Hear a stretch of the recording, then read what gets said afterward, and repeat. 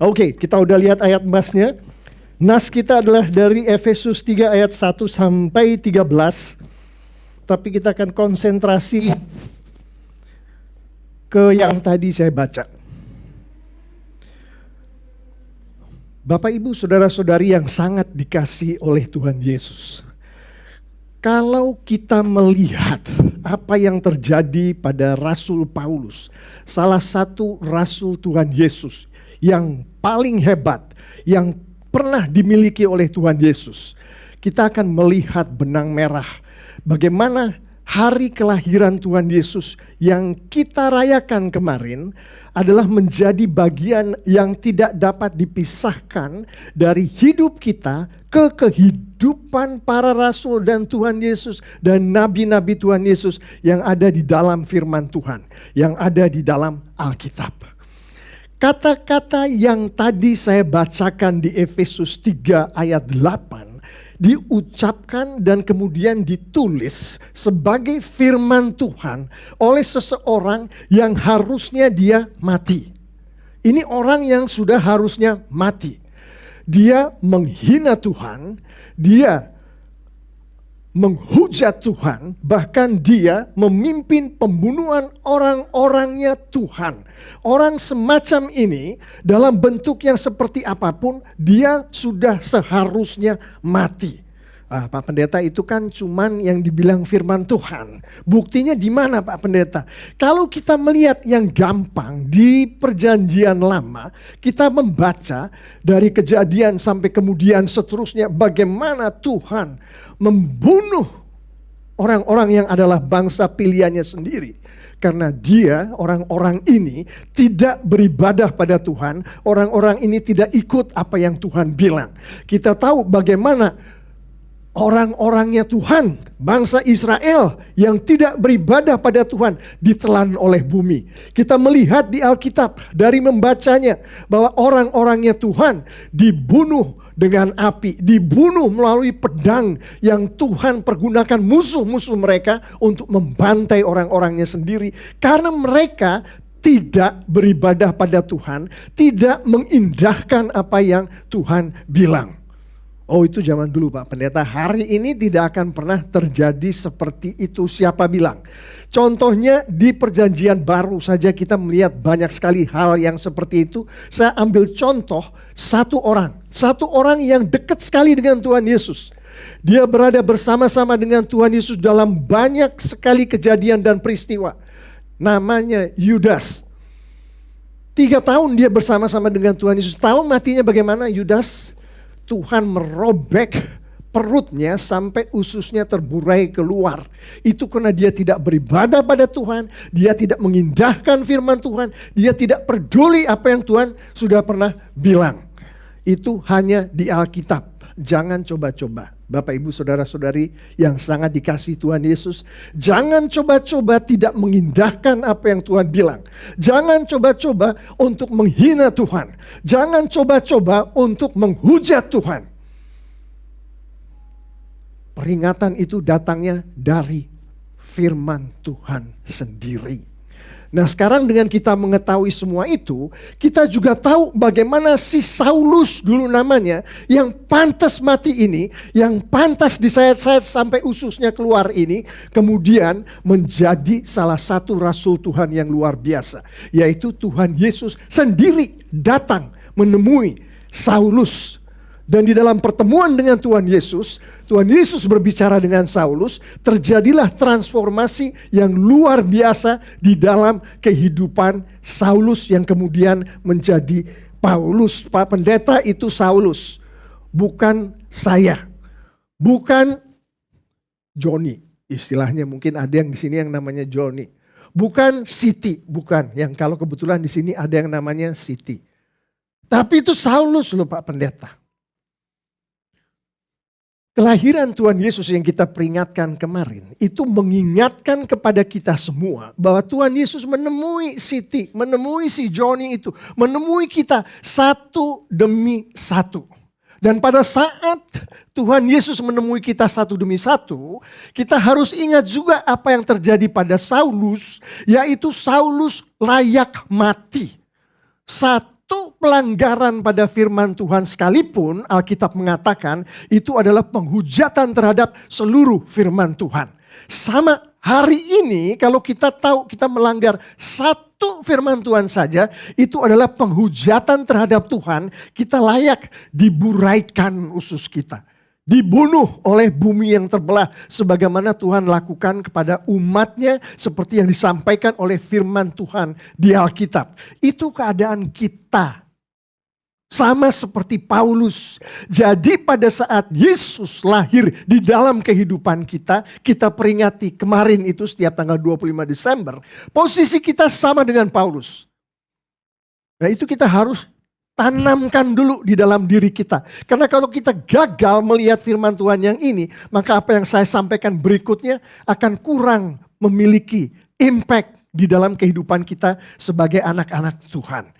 Inilah pesan Natal dari Tuhan untuk hari ini. Bapak, Ibu, Saudara-saudari yang sangat dikasihi Tuhan Yesus. Kalau kita lihat di ayat pertama dari Efesus 3, kita akan tahu bahwa Paulus menyadari betul-betul apa yang terjadi dalam kehidupannya. Paulus tahu dia adalah orang Farisi. Dia baca firman Tuhan. Dia hidup di antara keluarga yang tahu siapa Tuhan. Tahu betul dia bahwa dia sebetulnya layak mati. Kehidupan bukan bagian daripada diri dia. Dia tahu, si Saulus itu tahu betul. Makanya di Efesus 3 ayat 1, di situ dia katakan, itulah sebabnya aku ini, Paulus yang sedang bicara ini, Paulus, orang yang dipenjarakan karena Kristus Yesus, untuk kamu orang-orang yang tidak mengenal Allah, dia tahu betul. Ini diperkuat di Efesus 4 ayat 1. Sebab itu aku menasihatkan kamu, aku, Paulus ini yang ngomong, orang yang dipenjarakan karena Tuhan. Dia tahu betul bahwa dia dipenjarakan adalah karena Tuhan. Dia tahu itu. Dan dia tidak berontak karena itu. Dia bahkan bersyukur berkali-kali kita mendengarkan apa yang Paulus jadikan bagian dari hidupnya di dalam dirinya. Yang kalau kita melihat di 2 Korintus 11 ayat 24, di situ dia jelaskan dengan panjang lebar. Paulus disesah, Paulus dipukul, Paulus didera, dilempari dengan batu. Paulus mengalami karam di laut. Dia diancam bahaya banjir, penyamun, bahaya dari orang-orang Yahudi, bahaya dari orang-orang yang bukan Yahudi. Dia masuk kota, dia mengalami bahaya. Dia di padang gurun, dia mengalami bahaya. Dia di tengah laut, dia mengalami bahaya. Dia berjerih, susah, payah melakukan apa yang dia lakukan di dalam kehidupannya. Dia berat. Dikatakan di situ juga di 2 Korintus 11 ini bahwa dia banyak kali tidak tidur, banyak kali kelaparan, banyak kali mengalami dahaga, bahkan harus kedinginan tanpa pakaian. Semua itu Bapak Ibu Saudara-saudari yang sangat dikasihi Tuhan Yesus, Paulus menyadari adalah karunia bagi dia, karena dia seharusnya mati dengan usus terburai, dengan badan yang mungkin ditikam oleh pedang lawannya. Jadi semua yang dia sampaikan di 2 Korintus 11 tadi adalah kesadaran yang dimiliki oleh Paulus. Sehingga Paulus apapun juga yang terjadi di dalam kehidupannya yang dia anggap sebagai pelayanannya kepada Tuhan, termasuk tadi kelaparan, karam di kapal, adalah karunia, adalah berkat yang datangnya dari Tuhan. Artinya pada saat dia hidup, yang mana kita ingat, hidup Paulus untuk Paulus sepenuhnya adalah pelayanan bagi Tuhan. Pada saat dia hidup, dia mengalami kelaparan, dia nggak punya baju, dia katakan puji Tuhan. Ini adalah pelayananku pada Tuhan. Yang mana Paulus pada saat dia pergi ke suatu tempat, dilempari batu, dihina, dicerca, karena Tuhan, dia katakan, puji Tuhan, ini adalah pelayananku kepada Tuhan. Hari ini, kita tadi sudah di awal sama-sama mendengar. Posisi kita sama dengan Saulus, sama dengan Paulus. Yaitu kita adalah orang-orang berdosa yang layak untuk mati oleh Tuhan. Tapi kita sekarang masih hidup. Kita sekarang masih bisa mendengarkan firman Tuhan. Kita sekarang masih bisa berbicara ke anak kita yang mungkin belum terlalu kenal dengan Tuhan Yesus. Mungkin anak kita saat kita bicara tentang Tuhan Yesus, dia bilang, oh papa mama gak cool. Papa mama kuno, kolot. Papa mama, pokoknya anak kita menentang kita karena kita berbicara. Itu kalau kita melihat apa yang terjadi dari Paulus, maka respons kita terhadap anak-anak kita yang seperti itu adalah puji Tuhan. Karena hidupku saat ini sepenuhnya adalah milik Tuhan, adalah untuk melayani Tuhan. Sehingga apapun yang datang kepadaku, karena hidupku ini untuk melayani Tuhan, aku memuji Tuhan. Aku bersyukur. Amin. Itu contoh salah satu. Ke anak kita, ke istri kita bagaimana, ke suami kita bagaimana. Kita tahu firman Tuhan katakan apa, seorang istri terhadap suami harus bagaimana. Suatu ketika suami melakukan sesuatu, istrinya tidak berkenan. Dia merasa dilecehkan, dia merasa dikhianati. Maka kalau kita belajar dari Paulus, kehidupan si istri terhadap suami adalah pelayanan kepada Tuhan. Karena si istri ini yang adalah orang berdosa seperti Saulus layak untuk mati. Tapi dia diberkati oleh Tuhan dan dia masih hidup. Maka si istri ini harusnya berkata kepada Tuhan, puji Tuhan untuk pelecehan yang saya terima dari suami saya. Untuk hal-hal yang saya terima dari suami saya yang saya anggap pengkhianatan. Karena saya sedang melayani Tuhan melalui submit tunduk pada suami saya. Seperti firman Tuhan katakan. Dan saya sedang memuliakan Tuhan melalui ibadah saya dengan saya melayani suami saya. Begitu juga seorang istri. Begitu juga seorang suami, begitu juga seorang ayah, seorang ibu, seorang anak. Semua kalau kita bawa ke dalam apa yang terjadi pada Saulus berlaku untuk mereka. Bapak ibu saudara-saudari yang sangat dikasihi Tuhan Yesus. Itu bukan sesuatu yang gampang untuk dilakukan oleh manusia. Bahkan firman Tuhan menunjukkan itu adalah hal yang mustahil dilakukan oleh manusia. Harus ada keterlibatan elemen supernatural. Harus ada keterlibatan kekuatan ilahi di dalam itu. Tapi itu bukan suatu alasan bagi seorang suami untuk tidak menafkahi anak-anaknya dengan sebaik mungkin yang bisa dia lakukan terhadap istrinya. Seorang ayah terhadap anaknya, seorang suami terhadap istrinya, seorang istri terhadap suaminya. Bukan alasan. Alasan apa Pak Pendeta yang tadi Pak Pendeta ngomong? Oh saya perlu kekuatan ilahi, supernatural ability untuk melayani istri saya, melayani anak saya, melayani suami saya. Bukan alasan. Karena apa? Nanti kita akan melihat apa yang dikatakan firman Tuhan melalui Rasul Paulus ini. Tapi yang jelas, Bapak Ibu Saudara-saudari yang sangat dikasihi Tuhan Yesus. 1 Korintus 11 ayat 1.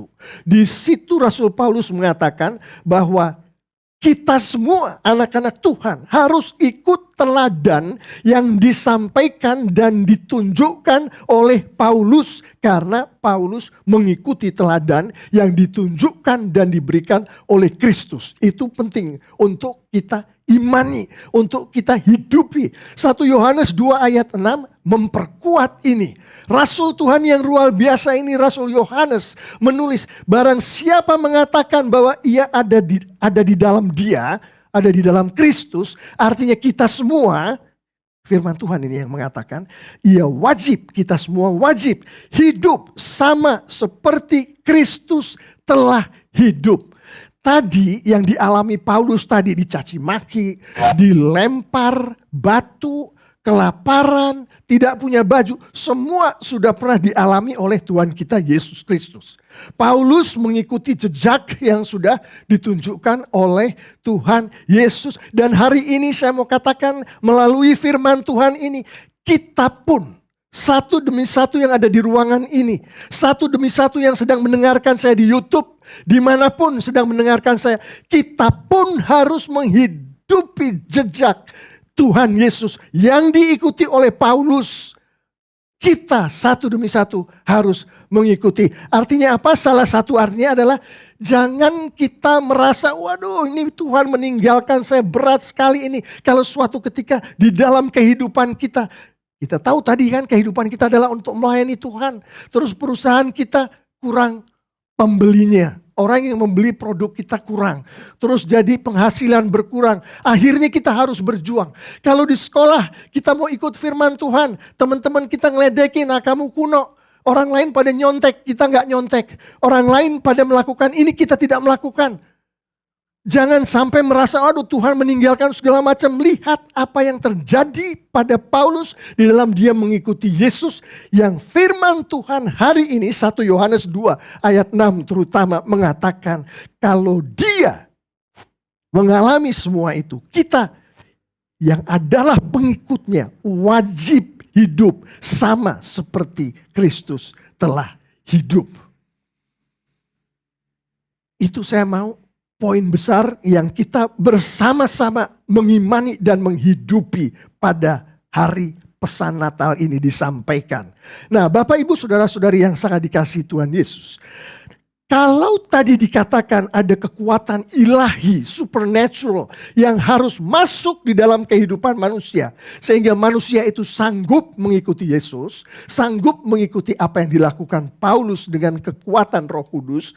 Maka jangan khawatir, firman Tuhan ini di nas yang kita sedang renungkan ini memberikan petunjuk kepada kita. Bagaimana keterlibatan kekuatan ilahi. Di ayat kedua. Masih pasal 3, Efesus. Firman Tuhan katakan, memang kamu telah mendengar tentang tugas penyelenggaraan kasih karunia Allah. Yang dipercayakan kepadaku karena kamu, Rasul Paulus nih yang sedang berbicara. Dia menunjukkan kepada umat Tuhan yang di depan dia saat itu. Di mana dia menulis surat ini. Hari ini dia menunjukkan firman Tuhan ini kepada kita semua. Yang diperkuat di Efesus 3 ayat 8. Di situ dikatakan, kepadaku Paulus yang tadi adalah ayat emas kita. Yang paling hina di antara segala orang kudus. Telah dianugerahkan kasih karunia ini. Itu mengulangi apa yang ada di ayat 2. Kasih karunia Tuhan. Untuk memberitakan kepada orang-orang bukan Yahudi kekayaan Kristus. Kekayaan Kristus yang tidak terduga, yang luar biasa banyaknya. Yang saat itu dihidupi oleh Paulus. Saat ini kita hidupi bersama. Jadi ada kekuatan ilahi di belakangnya Pak Pendeta. Saya masih belum ngerti itu ayat 2 dan ayat 8 itu. Mengenai anugerah, mengenai kemudian berkat itu. Sebetulnya pendalamannya seperti apa sih Pak Pendeta? Gak usah jauh-jauh. Kita lihat di ayat di antara ayat yang tadi, 2 ayat yang saya bacakan tadi. Yaitu di Efesus 3 ayat 7. Di sini kuncinya. Di situ firman Tuhan mengatakan Allah memberikan kepada saya anugerah. Kasih karunia tadi, grace tadi. Ya ini tugas untuk menyebarkan kabar baik itu. Yang tadi dibilang Paulus untuk disampaikan ke orang-orang non-Yahudi tadi. Melalui kuasa Allah yang bekerja di dalam diri saya, itu yang disampaikan oleh Rasul Paulus. Dan dia mau itu didengar oleh setiap kita yang memiliki istri. Setiap kita yang memiliki suami. Setiap kita yang memiliki anak-anak. Setiap kita yang hidup di antara orang-orang yang mungkin belum kenal Tuhan Yesus. Setiap kita yang tahu bahwa kehidupan yang adalah milik Tuhan, yang kita harusnya persembahkan pada Tuhan, di dalam kita menghidupi kehidupan saat itu banyak pergumulan, banyak tantangan. Firman Tuhan di ayat 7 ini mengatakan, aku terlibat di dalamnya.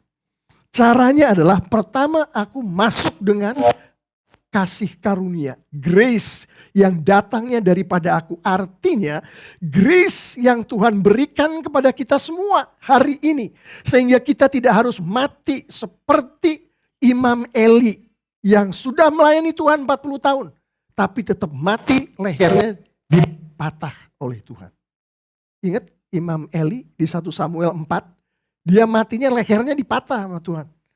Ingat tadi Yudas Iskariot tadi matinya seperti apa?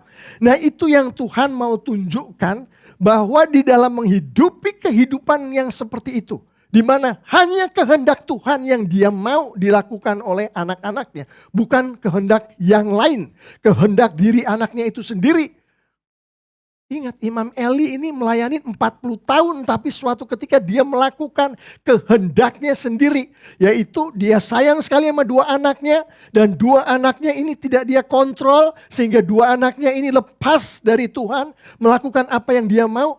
Eli melakukan apa yang dia kehendaki terhadap anak-anaknya, dan Tuhan marah karena itu, dipatah lehernya. 1 Samuel 4.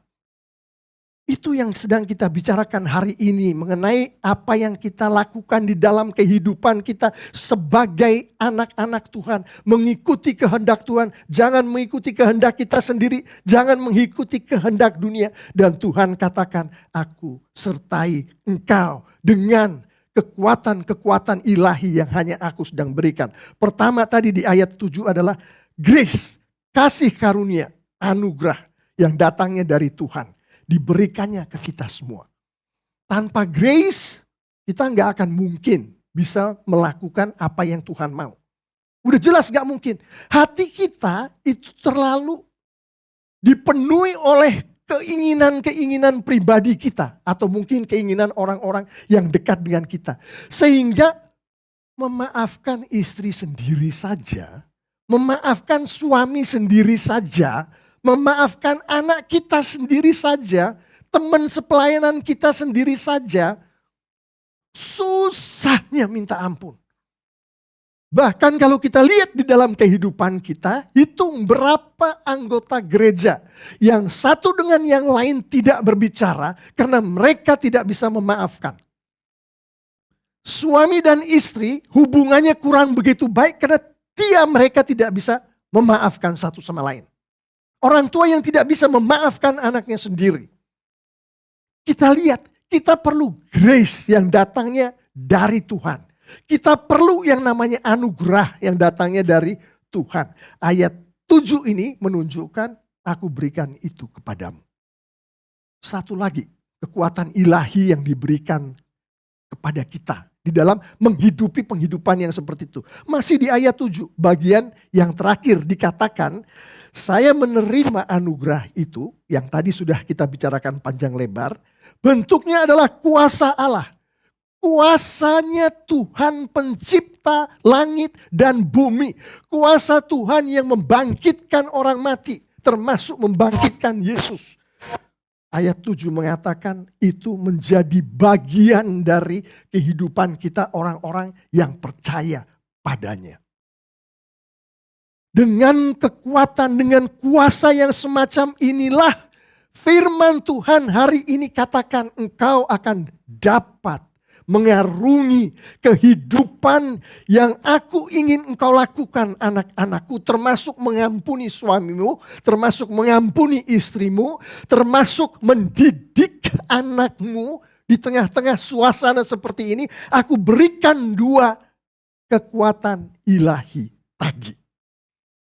Anugerahku yang tidak terbatas, bahkan sampai anakku mati di kayu salib, dan kuasa yang adalah milikku, aku berikan kedua hal itu kepadamu. Amin. Kelihatannya pesan yang sederhana. Tapi itulah kedatangan Yesus yang kemarin kita peringati bersama-sama. Artinya salah satunya, untuk kita semua anak-anak Tuhan yang mencintai Tuhan dan disayang setengah mati oleh Tuhan. Kita dibekali dengan minimal dua hal ilahi tadi. Grace dan kuasa, kekuatan yang dari Tuhan sendiri. Saya akan sedikit demi sedikit mengakhiri renungan kita kali ini. Pertama dengan melihat apa yang terjadi pada Paulus sendiri. Pertanyaan yang selalu ditanyakan kepada pendeta oleh murid-murid Bible study, bahkan jemaat adalah kenapa Pak Pendeta Tuhan melakukan hal yang seperti itu gitu. Jadi yang dialami oleh Paulus itu kenapa kok gak langsung aja Paulus diciptakan sebagai anak Tuhan. Gak perlu dia ditunjukkan oleh Tuhan bahwa Tuhan sewaktu-waktu bisa membunuh dia. Itu ya Bapak Ibu waktu dia naik kuda ke Damaskus, Saulus waktu itu namanya. sinar itu keluar, Tuhan Yesus sendiri datang ke dia. Waktu dia terlempar dari kuda, kepalanya bisa aja dikenakan Tuhan ke batu, bukan? Pecah berantakan itu kepala. Bisa saja. Tapi Tuhan gak bikin itu. Yang Tuhan bikin adalah seperti yang kita baca di firman Tuhan. Dia cuman dibutakan matanya untuk sementara lagi. Kenapa harus seperti itu? Kenapa nggak langsung aja dia jadi kayak Rasul Yohanes yang langsung melayani Tuhan? Ada sebabnya. Dan sebabnya kita akan melihat jauh melalui perjanjian lama. Di Kejadian 12 ayat 1 dan kemudian di ayat 2 dan ayat 3, di situ Tuhan sendiri berfirman kepada Abraham nih, aku akan membuat engkau menjadi bangsa yang besar, memberkati engkau, serta membuat namamu masyhur. Apa ini artinya? Artinya Tuhan memberkati Abraham, itu yang dia mau. Tuhan memberkati Saulus, itu yang Tuhan mau. Tuhan memberkati anak-anaknya pada hari ini yang posisinya sama dengan Saulus, pendosa-pendosa, itu yang dia mau. Dia tunjukkan itu dulu kepada anak-anaknya. Itu yang mau aku lakukan di dalam kehidupan Saulus. Itu yang aku mau lakukan di dalam kehidupan si Siti, si Joni, si anak-anaknya yang hidup pada hari ini. Aku gak mau dia langsung jadi kayak Yohanes. Aku gak mau dia langsung kayak Rasul Petrus. Aku mau dia mengikuti jalur ini. Kita bisa relate dengan apa yang disampaikan firman Tuhan ini. Di dalam kehidupan kita, bahwa Tuhan pakai caranya sendiri-sendiri untuk masing-masing kita. Untuk kemudian akhirnya adalah Tuhan mau kita memuliakan Tuhan. Mungkin saat ini di dalam kehidupan kita gak mirip dengan apa yang kita doakan. Waduh, pergumulan terlalu banyak. Tantangan terlalu banyak. Bangkrut. Istri susah diatur, suami susah diatur, anak-anak susah diatur, semuanya. Tapi sadarkah kita bahwa Tuhan sedang bekerja kalau kita percaya pada Tuhan? Mungkin seperti yang dilakukan ke Paulus, kita gak perlu dibutakan mata kita. Apalagi kepala kita dilempar ke batu, gak perlu seperti itu. Tapi Tuhan punya cara untuk kita masing-masing. Dan tujuannya seperti ditunjukkan firman Tuhan ini adalah untuk supaya kita melihat kemuliaan Tuhan. Untuk supaya kita kemudian menyerahkan diri kita seluruhnya kepada Tuhan sebagai bentuk pelayanan dan rasa syukur kita sebagai orang yang tidak layak untuk merasakan dan menghidupi apa yang kita hidupi saat ini. Itu kita harus hidupi firman Tuhan yang sedang saya bicarakan saat ini, Kejadian 12 ayat 12. Dan itu dilanjutkan di bagian terakhir di ayat 2, di situ dikatakan, dan engkau akan menjadi berkat. Jadi Tuhan berkati Abraham. Kita tahu perjalanan hidup Abraham. Kemudian Tuhan mau dia menjadi berkat. Di ayat 3 pasal 12 ini, Kejadian 12. Yang terakhir dikatakan, olehmu semua kaum di muka bumi akan mendapatkan berkat. Artinya apa? Artinya Tuhan memberkati dulu si Abraham. Jalannya seperti apapun, dia harus bergumul, mengalami jatuh dalam dosa, bangkit lagi. Tapi Tuhan berkati Abraham dengan caranya sendiri. Dengan tujuan Tuhan mau Abraham memberkati orang-orang lain. Bahkan di sini dibilang seluruh bangsa di bumi akan diberkati melalui Abraham dan keturunannya. Sama yang terjadi dengan Paulus. Paulus mengalami semua pergumulan segala macam yang dia alami sebagai Saulus, bahkan sebagai Paulus. Tapi kemudian Tuhan memberkati Paulus sebagaimana yang dia akui, sehingga dia mengakui kehidupannya adalah milik Tuhan. Setiap menit dalam hidupnya adalah untuk melayani Tuhan, untuk beribadah pada Tuhan. Tuhan memberkati Paulus. Tujuannya adalah seperti yang dibilang di ayat 8, ayat emas kita. Memberitakan kepada orang-orang bukan Yahudi tentang Kristus, tentang Injil. Artinya Tuhan memberkati Saulus menjadi Paulus, untuk kemudian Paulus memberkati sebanyak mungkin orang. Untuk mereka bisa melihat siapa Tuhan itu. Siapa Kristus? Hari ini sama terjadi pada kita. Kita diberkati oleh Tuhan. Kita masih hidup bukan? Gak sampai mati kayak si Imam Eli yang udah melayani 40 tahun lehernya dipatah. Gak sampai ususnya terburai kayak Yudas bersama-sama dengan Tuhan Yesus 3,5 tahun. Kita masih hidup, kita masih bisa melihat wajah Tuhan. Kita bisa merasakan keselamatan yang datangnya dari Yesus. Bahkan kita bisa merayakan kelahiran Tuhan Yesus di dalam kehidupan kita, bukan? Itu yang Tuhan berkatkan kepada kita. Belajar dari Kejadian 12 tadi, belajar dari apa yang dialami oleh Paulus, yang Tuhan mau. Ini tidak ditawar karena ini ada di dalam firman Tuhan, yaitu kita yang diberkati oleh Tuhan. Memberkati orang lain di dalam kehidupan kita. Entah itu istri kita, anak kita, orang-orang yang hidup di tempat kita kerja, di tempat kita bersosialisasi. Memberkati mereka dari berkat yang datangnya dari Tuhan. Amin. Jadi kalau kehidupan kita saat ini masih hanya untuk diri kita sendiri, kita tahu firman Tuhan dan kita merasakan berkat-berkat Tuhan karena firman Tuhan kita simpan sendiri, itu bukan rencana Tuhan. Itu bukan yang dikatakan oleh firman Tuhan. Jadi kalau kita dengan keluarga kita diberkati oleh Tuhan, bisa datang ke gereja, suasana di rumah kita damai sejahtera, sukacita karena Tuhan memberkati keluarga kita. Tapi kita simpan itu semua untuk keluarga kita sendiri. Bukan itu yang Tuhan bilang. Tuhan bilang seperti yang dia katakan ke Abraham, seperti yang dia lakukan ke Paulus. Sukacita dan damai sejahtera yang kamu rasakan di keluargamu saat ini, berkatkan itu ke sebanyak mungkin keluarga. Berkatkan itu ke sebanyak mungkin orang. Itu yang Tuhan kehendaki. Jadi kalau kita adik-adik, di tunas muda maupun remaja, madya, indria, yang Tuhan Yesus cintai dan kami semua cintai dan saya cintai.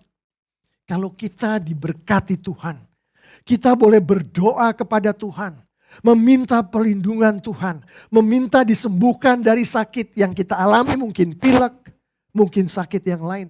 Dan Tuhan kabulkan itu. Dan kita mengalami sukacita, kita mengalami damai sejahtera, kita mengalami penyembuhan itu. Firman Tuhan hari ini mengajarkan, doakan juga orang lain. Sehingga berkat yang adik-adik dan kita semua alami karena kasih karunia dari Tuhan. Itu bisa juga menjadi bagian hidup dari orang-orang lain yang Tuhan juga mau berkati. Itu aturan mainnya seperti itu. Saya berdoa firman Tuhan ini masuk ke dalam kita semua sebagai pesan Natal hari ini. Apa arti kedatangan Yesus yang kita peringati di dalam kehidupan kita. Untuk kita hidupi. Untuk kita lakukan. Bukan hanya untuk kita dengarkan. Bukan hanya untuk kita baca dari firman Tuhan saja. Dan sebagaimana kita tadi sudah mendengar, jangan khawatir. Tidak ada yang namanya saya tidak sanggup melakukannya Pak Pendeta. Karena saya nggak pernah belajar secara mendetail tentang Alkitab. Bagaimana saya mau ngomongin mengenai firman Tuhan. Saya nggak punya kesabaran nih sebagai seorang laki-laki yang dibesarkan di dalam lingkungan yang begitu keras menghadapi anak-anak saya sendiri. Saya nggak punya kesabaran untuk menghadapi istri saya sendiri. Saya nggak punya kesabaran untuk menghadapi suami saya sendiri yang Tuhan kasih di dalam kehidupan saya. Tuhan katakan jangan khawatir. Aku akan berikan kepadamu kekuatan ilahi yang datangnya daripadaku. Pertama adalah anugerah. Ayat 7 tadi. Kasih karunia yang menjadi bagian daripada hidupmu pada saat engkau menerima anakku Yesus Kristus sebagai Tuhan dan Juru Selamatmu. Kedua adalah kuasa yang datangnya daripadaku. Kuasa yang bisa membangkitkan bahkan Yesus Kristus sekalipun dari matinya menjadi bagian dari hidupmu. Sebagai mereka yang percaya kepada anakku Yesus Kristus. Tuhan tidak hanya memberikan firman-Nya, tapi Tuhan juga memberikan Roh Kudus-Nya melalui anugerah-Nya, melalui kuasa-Nya yang menjadi bagian daripada hidup kita sehari-hari, yang memampukan kita untuk mengikuti teladan Yesus yang diikuti oleh Paulus. Dan Tuhan maunya kita semua yang ada di ruangan ini, kita semua yang mendengarkan suara saya melalui YouTube maupun dimanapun, mengikuti teladan Yesus tadi. Amin. Mari kita bangkit berdiri. Saya akan menutup sambil kita berdiri sehingga kita bisa merenungkan ini dengan beberapa penerapan. Mari kita bangkit berdiri, kalau boleh tim worship kita yang sudah melayani Tuhan dan tetap terus melayani Tuhan untuk tampil ke depan juga.